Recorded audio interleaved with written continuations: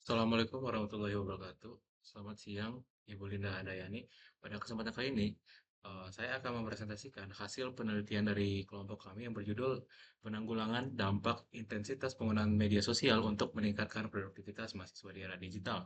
Sebelumnya perkenalkan, nama saya Muhammad Ridwan Nasir Firdaus dengan NIM 196625123 dari Fakultas STIK. Baik, latar belakang. Kita masuk ke latar belakang. Di era sekarang ini media sosial sudah menjadi kebutuhan primer mahasiswa untuk informasi. Namun, kami mengamati adanya paradoks, yaitu tingginya intensitas penggunaan ini, tetapi tidak sebanding dengan produktivitas akademik yang dihasilkan. Fenomena seperti FOMO atau Fear of Missing Out dan notifikasi yang terus-menerus memicu prokrastinasi bagi mahasiswa, di mana waktu produktif itu justru terbuang percuma. Oleh karena itu, penelitian ini kami berfokus menjawab dua pertanyaan utama. Yang pertama adalah mengapa intensitas penggunaan media sosial yang berlebih ini menurunkan produktivitas. Yang kedua yaitu bagaimana strategi penanggulangan yang efektif dan untuk mengatasi permasalahan ini.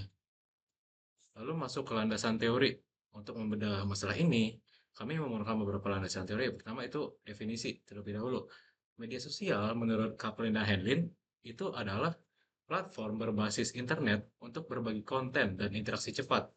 Lalu kedua, produktivitas mahasiswa itu memiliki definisi bukan hanya nilai sosial, tetapi kemampuan mahasiswa untuk menyelesaikan tugas secara efektif dan efisien.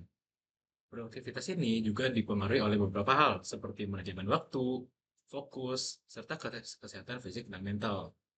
Ketiga, dampak intensitas sosial, penggunaan bisa positif ataupun bisa juga berdampak negatif.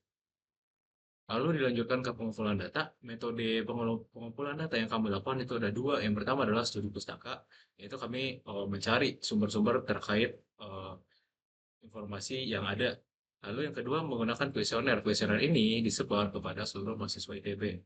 Lalu setelah menyebarkan kuesioner, didapat hasil demografi responden sebagai berikut. Total responden yang kami dapat adalah 30 mahasiswa.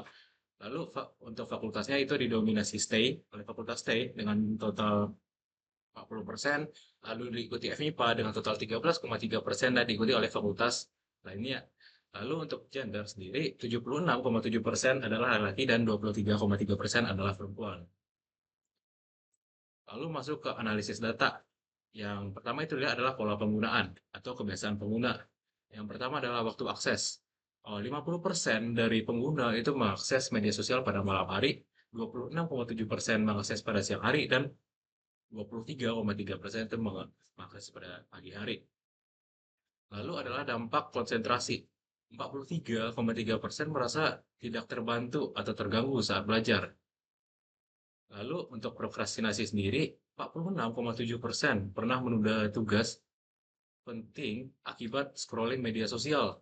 Dan bahkan 26,7%-nya sangat sering menunda tugas demi menggunakan sosial media.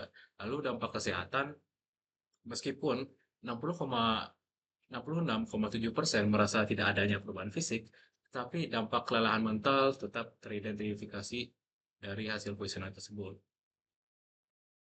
Oke, kita lanjutkan ke pembahasan. Lalu, apa sih masalah sebenarnya? Jadi, apakah aplikasi yang salah atau pengguna yang salah? Temuan kami menunjukkan fakta penting ketika ditanya penyebab utama dari penurunan produktivitas sendiri. 60% dari responden mengaku bahwa penyebabnya adalah manajemen waktu. Sedangkan hanya 40% yang menyalahkan intensitas penggunaan media sosial itu sendiri. Ini mengarahkan kami kepada kesimpulan bahwa masalah utamanya bukan pada keberadaan media sosial itu sendiri, melainkan pada lemahnya kontrol diri mahasiswa atau pengguna. Penggunaan tanpa kontrol inilah yang memicu distraksi digital dan kelelahan mental itu sendiri.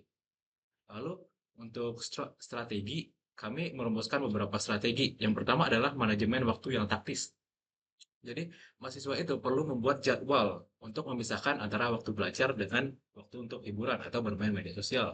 Yang kedua yaitu pengendalian teknis. Dengan memanfaatkan fitur yang ada pada gawai itu sendiri seperti screen time dan focus mode untuk membatasi akses penggunaan media sosial pada jam-jam produktif. Lalu yang ketiga adalah detoksifikasi digital.